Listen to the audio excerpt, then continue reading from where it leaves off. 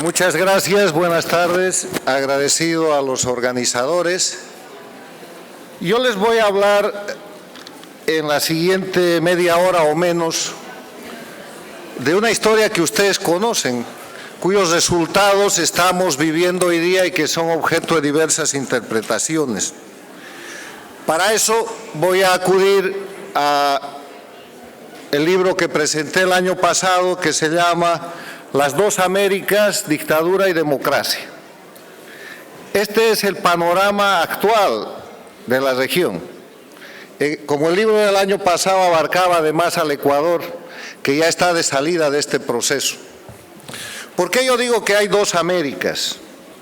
Porque ustedes que son políticos, ustedes que son consultores, ustedes que son periodistas, que son gente que gira en torno a lo que es la realidad política, tienen que hacerlo en base a la observación de la realidad objetiva. ¿Qué es la realidad objetiva? Es simplemente la descripción de lo que está pasando.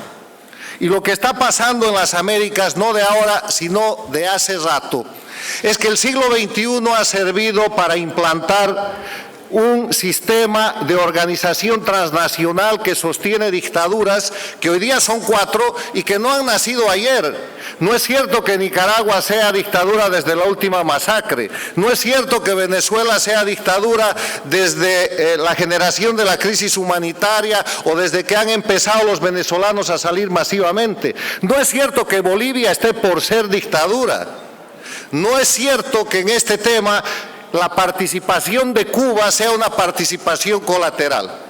Y para demostrarles que esto es parte de un proceso organizado, con agenda y de alta peligrosidad, voy a acudir unas décadas atrás, cuando ustedes recordarán que el año 1989-1990 cae el muro de Berlín y se disuelve la Unión Soviética.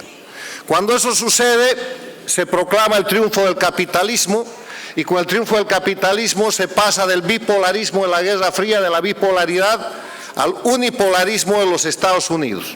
Y la década de los 90 es llamada la década tranquila en América porque la violencia no tiene fuente de financiamiento, porque la Cuba castrista se queda sin recursos y simplemente se apoya en la fundación del Foro de Sao Paulo, que se funda precisamente para reaccionar a la desaparición de la Unión Soviética y tratar de proyectar su posición en las Américas.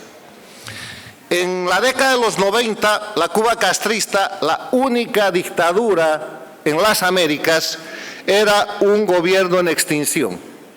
Tanto que llega a una situación de lo que se llama el proceso especial o el periodo especial, y las democracias de las Américas esperaban que la Cuba dictatorial se extinga por sí sola. Pero no sucede eso. El año 99 llega al poder en Venezuela Hugo Chávez, y Hugo Chávez acude de inmediato a la dictadura castrista de Cuba en busca de soporte político, en busca de seguridad para mantenerse en el poder. Y le lleva al dictador Fidel Castro lo único que Castro necesitaba: dinero y recursos que le permiten en una primera etapa salir del periodo especial, pero que de inmediato le permite recrear el proyecto de los 60, que no era otra cosa que la expansión de la revolución cubana en las Américas. Y entonces, empezado el siglo XXI, empiezan a suceder hechos históricos que ahora simplemente voy a citar. Empiezan a caer, empiezan a ser derrocados gobiernos democráticos en los países de América Latina. El primero es el presidente de la Rúa en la Argentina. Bueno, cae, tiene que salir en helicóptero, y eso es visto como un proceso interno de inestabilidad muy a la Argentina. Pero después es derrocado el presidente del Ecuador, Yamil Mahuad. Y el año 2003 es derrocado en Bolivia el presidente Gonzalo Sánchez de Lozada.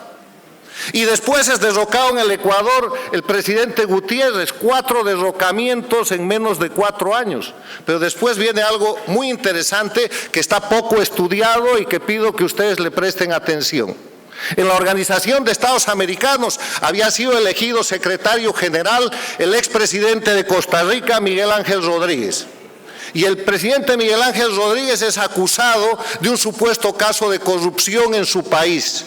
y va a Costa Rica a defenderse y al bajar del avión lo enmanillan y lo obligan a renunciar a la Organización de Estados Americanos. Y entonces la Secretaría General de la OEA queda vacante y se produce un proceso de sucesivas elecciones en las que el candidato de la democracia presentado por los Estados Unidos empata. Se presenta otro candidato, empata, hasta que en Santiago de Chile convencen a la secretaria de Estado Condoleezza Rice que insulsa el funcionario, el candidato chileno podía ser un candidato neutral.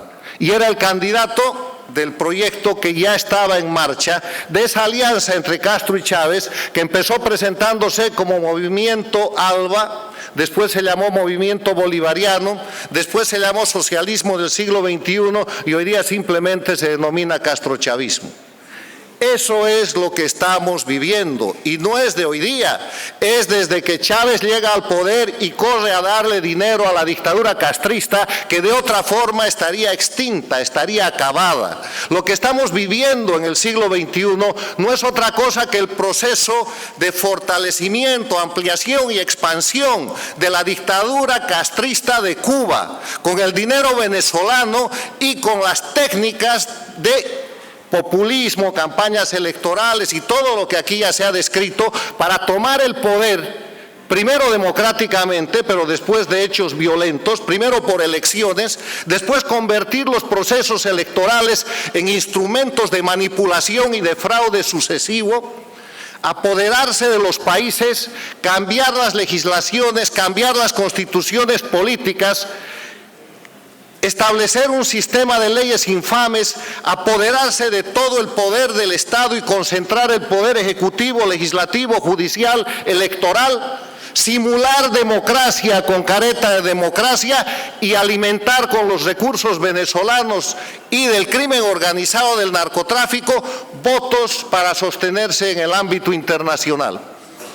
No son 3, 4, 5 años, van a ser 19 años que hay un proceso dictatorial que ha avanzado en las Américas, que se ha instalado, que ha tenido un momento de mucho éxito entre el 2008 y el 2014 o 13 y que después ha empezado a declinar.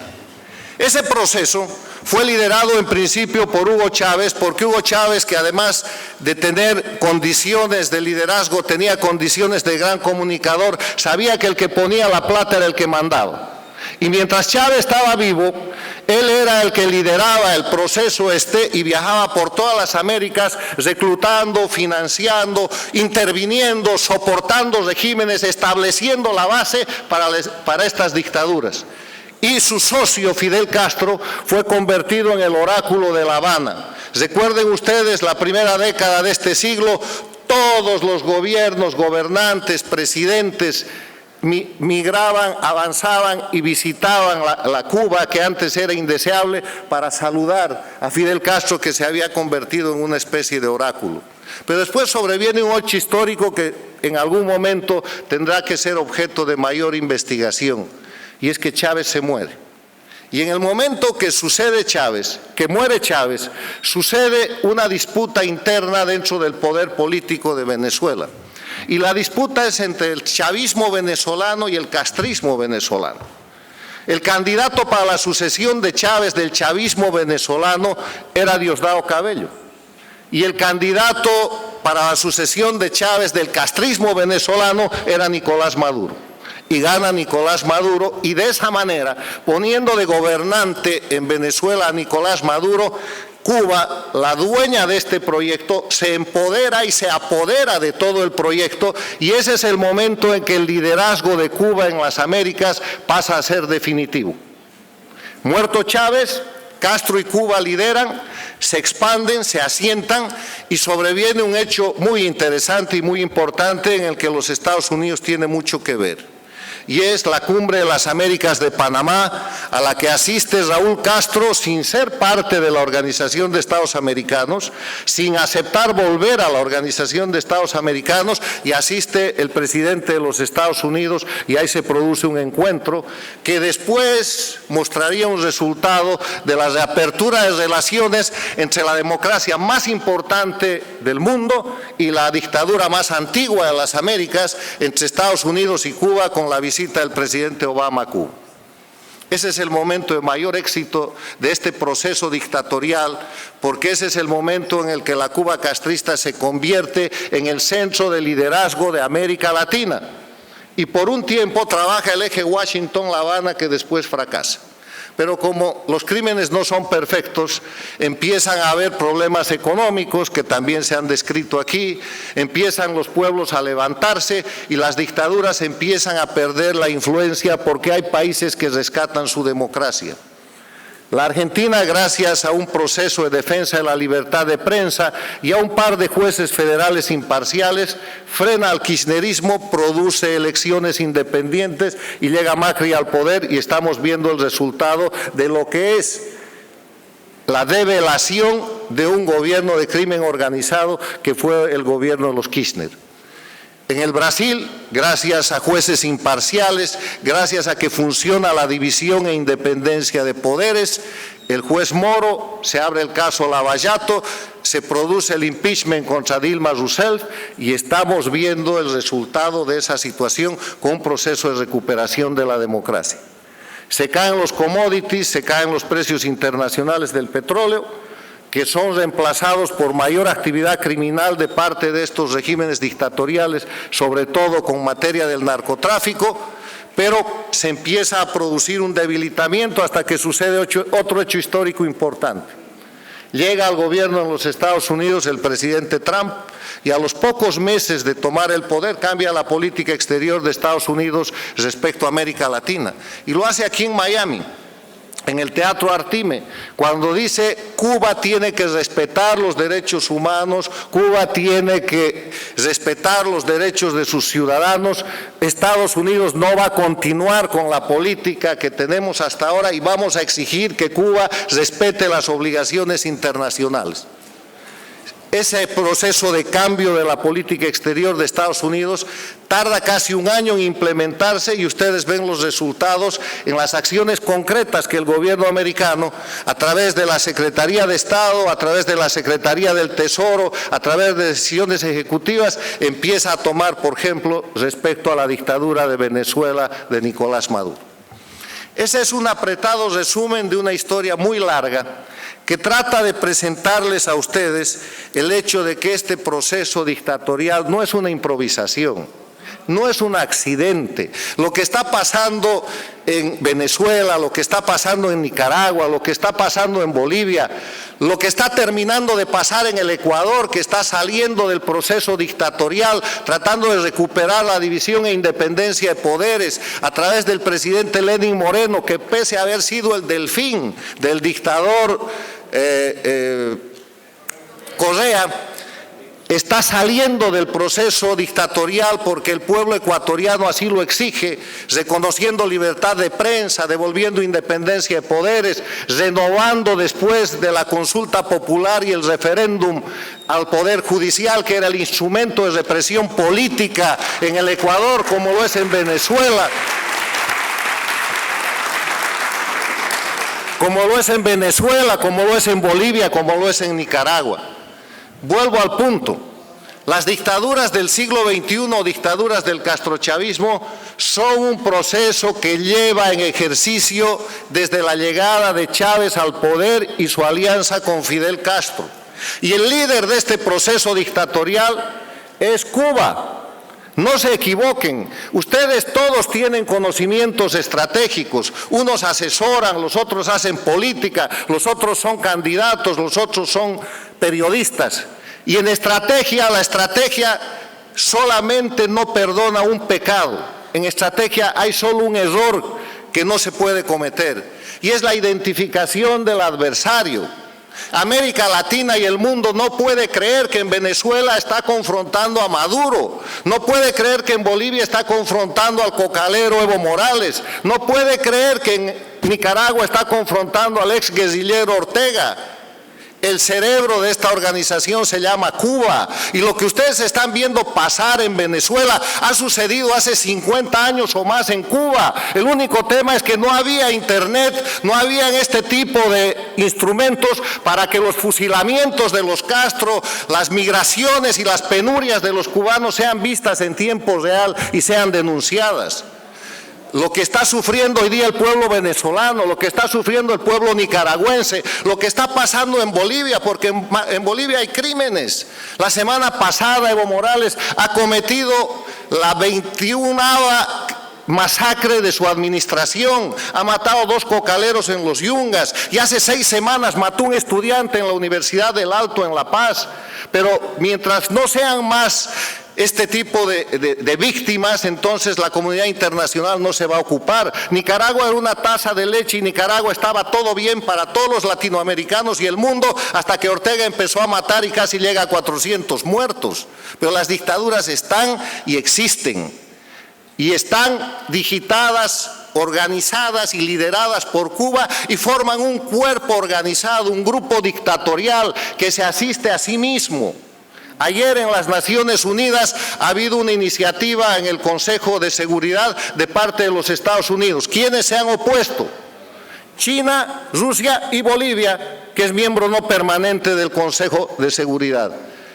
Cuando se hacen las votaciones en la Organización de Estados Americanos, ¿quién es el vocero para denunciar que se está atacando supuestamente a la democracia de Maduro, a la pseudodemocracia en Venezuela? Los diplomáticos de Evo Morales. Cuando el presidente del Ecuador decide decir que en Venezuela se está violando los derechos humanos y que hay una crisis humanitaria, y reacciona Maduro y reacciona Evo Morales atacando al presidente Moreno del Ecuador, y Moreno decide no mandar embajador a Venezuela y llamar a consulta al embajador de La Paz, ¿quiénes reaccionan y lo acusan como un nuevo títere del imperialismo? Evo Morales, Maduro y Ortega son un grupo organizado.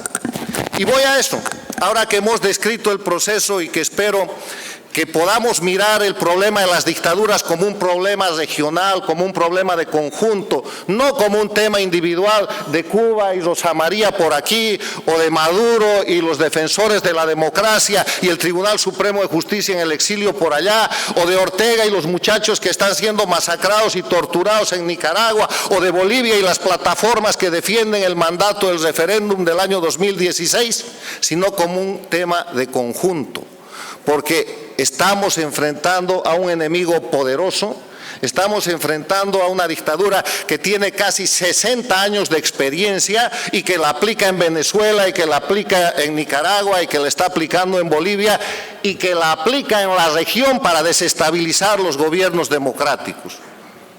En esa dinámica, la otra parte de esta charla tiene que ver con mi más reciente libro, que se llama Las dictaduras de crimen organizado en las Américas, que a partir de la descripción que les he dado de lo que son las dictaduras, de cómo funcionan, y ustedes tienen elementos para llenar lo que les estoy diciendo, porque solo hago descripción de la realidad objetiva. Estas dictaduras, conforme van decayendo en sus recursos, conforme matan la gallina de los huevos de oro al terminar con los recursos de Venezuela, tienen que reponer esos recursos. Ya habían operado el tema del lavallato, la corrupción internacional, que también es de miles de millones de dólares, pero trabajan básicamente en el tema del narcotráfico. Y en el tema del narcotráfico han convertido a Venezuela en un narcoestado y han convertido a Bolivia en un narcoestado. Venezuela es hoy día el hub, el eje del tráfico de cocaína que proviene de las FARC de Colombia y que proviene de los sindicatos cocaleros de Evo Morales. Y el que desconozca eso, pues no entiende cómo se está moviendo la política en la región. Y esos recursos que generan el narcotráfico son lavados y operados a través de Cuba, Nicaragua y otros países centroamericanos, y todo el proceso de desestabilización y de presión del narcotráfico desde México a Estados Unidos es la presión de un dealer, porque en México no se produce cocaína. La cocaína se produce en Colombia con las FARC y en Bolivia con los sindicatos cocaleros de Evo Morales y se trafica a través de Venezuela, como lo ha denunciado el periodista Leonardo Cutiño en su último libro O Espectro, El Fantasma, que es una biografía de Chávez, donde muestra cómo aviones militares de la Fuerza Aérea Boliviana transportan droga desde Bolivia hasta Caracas en una operación de gobierno a gobierno. En esa dinámica, cuando estamos hablando de dictaduras de crimen organizado, estamos hablando de un grupo de gente que está controlando el poder político en Cuba, en Venezuela, en Bolivia y en Nicaragua, y que no lo piensa abandonar bajo ninguna circunstancia. No hay fuerza democrática que retire a esta gente del poder. Este tipo de dictaduras que son de crimen organizado transnacional no se van a ir sino por una amenaza real, una amenaza creíble, una presión internacional. Yo he escrito una columna hace pocas semanas en que digo las dictaduras de crimen organizado no se van sino por la fuerza. ¿Saben por qué? Porque ejercen el poder por la fuerza.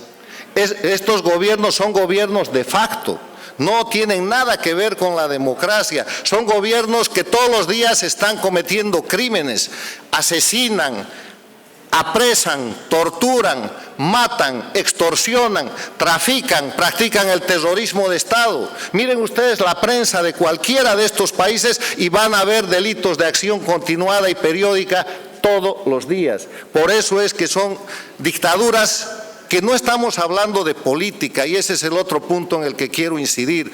Ustedes que son políticos tienen que esforzarse por separar la política del crimen organizado. Yo soy político, he sido ministro 5 veces, he sido parlamentario 5 años, he sido candidato, y yo no estoy en el mismo saco, ni quiero quedar en el mismo saco que los dictadores de crimen organizado y sus operadores que suplantan la política para ejercer el crimen bajo la protección de los estados que han tomado, que están controlando y en los que quieren quedarse eternamente. La política es totalmente diferente a eso y todos ustedes, incluida la prensa política, tienen que luchar por separarse de lo que es el crimen organizado y lo que hay que hacer es señalarlo, denunciarlo, atacarlo y combatirlo. La tarea que tiene la política en América Latina es la separación con estos regímenes dictatoriales que no son dictaduras de política. En América Latina hemos vivido dictaduras desde que nuestras repúblicas son independientes, pero han habido dictaduras de acción política, violentas, con crímenes, con presos políticos, con exiliados políticos, pero nunca de una organización transnacional que está más cerca de la aplicación de la Convención de Palermo contra el crimen organizado transnacional que de la aplicación de cualquier norma internacional. ¿Y saben por qué? Porque uno de los instrumentos que utilizan las dictaduras de crimen organizado es ampararse en el concepto de soberanía del Estado para no ser tocados, para seguir delinquiendo. Es ampararse en el concepto de no intervención para tener estados prisioneros sometidos que han convertido en verdaderos estados criminales. Es tratar de...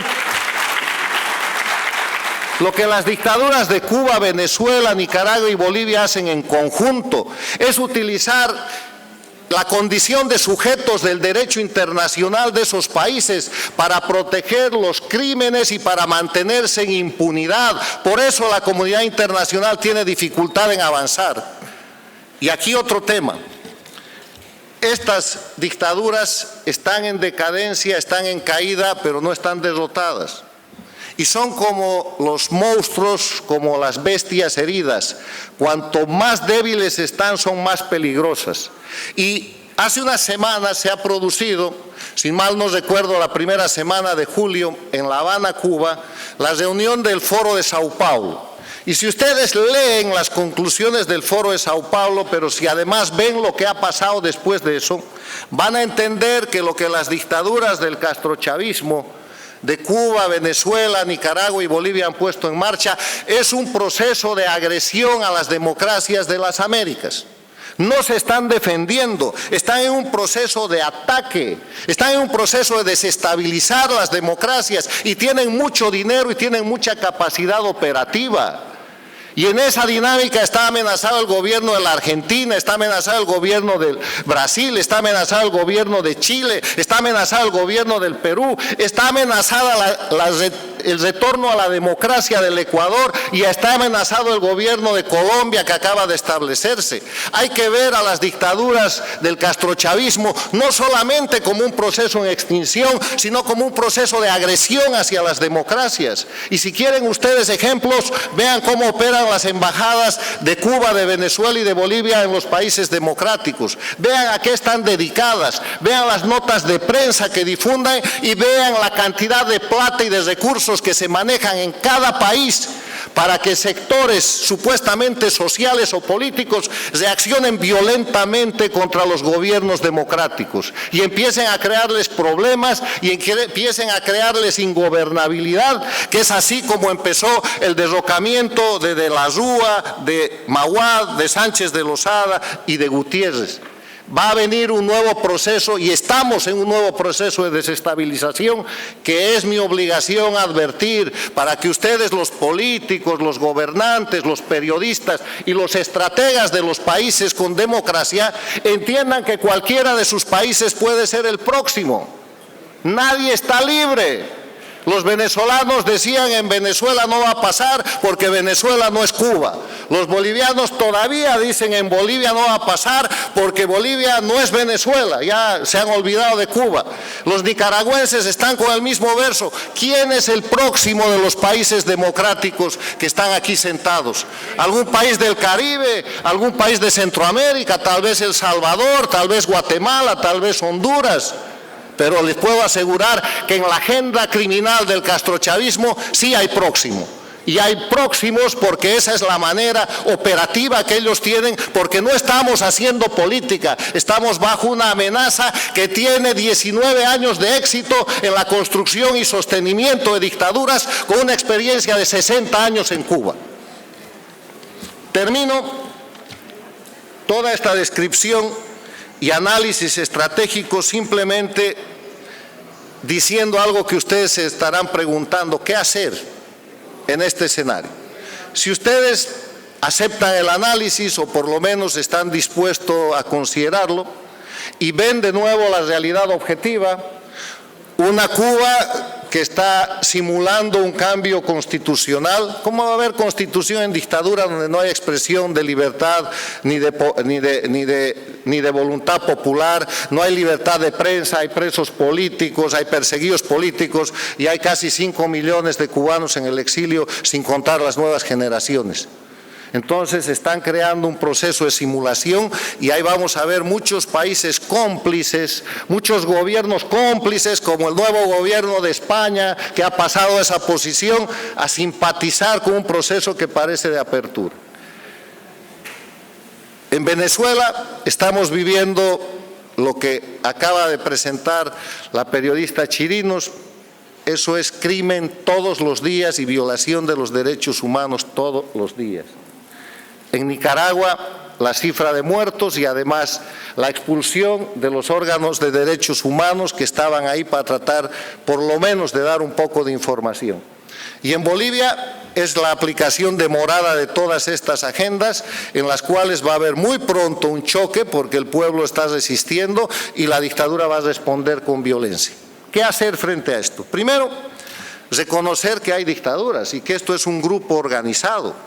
No es un problema de Venezuela para los venezolanos o para el continente o mañana cuando aparezca lo de Bolivia. Es un problema de todos, es un problema de Chile a Canadá, es un problema del hemisferio y es un problema del mundo, donde se está confrontando una forma de vida que es la democracia con una forma de manejo criminal que son las dictaduras de crimen organizado que controlan por hoy 4 países, que antes controlaban más, 22 se ha dicho aquí porque era la votación en la Organización de Estados Americanos, pero que mañana pueden controlar 1 más o 2 más y vamos a empezar a tener problemas.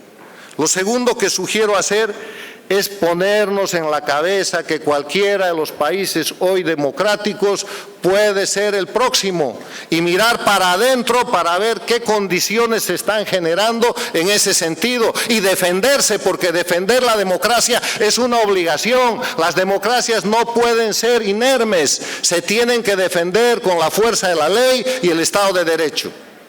Tercero, aplicar acciones concretas, como por ejemplo la Convención de Palermo, el bloqueo económico, ubicarlos en el ámbito de la lucha antinarcóticos, porque estas 4 dictaduras son narcoestados. Utilizan el tema del narcotráfico como un instrumento de lucha antiimperialista.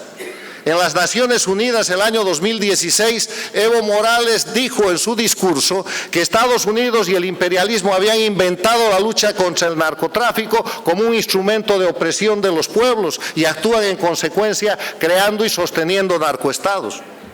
Y finalmente, para cada uno de los individuos aquí presentes, diferenciarnos del crimen organizado. La política es una actividad social de democracia y la política tiene las siguientes características. Primero, responde a la voluntad popular. Para que cualquier individuo llegue a un cargo público tiene que tener un mandato popular, directo o indirecto. Segundo, el ejercicio de la función pública a partir de la política en democracia es siempre temporal. Por eso el término de presidente, politológicamente hablando, es el funcionario del más alto nivel del Poder Ejecutivo que ejerce el mandato por un tiempo determinado. No hay presidente con tiempo indeterminado, por esto estos 4 bichos son dictadores. Tercero, está la obligación de rendición de cuentas. No hay ejercicio de la política sin rendición de cuentas.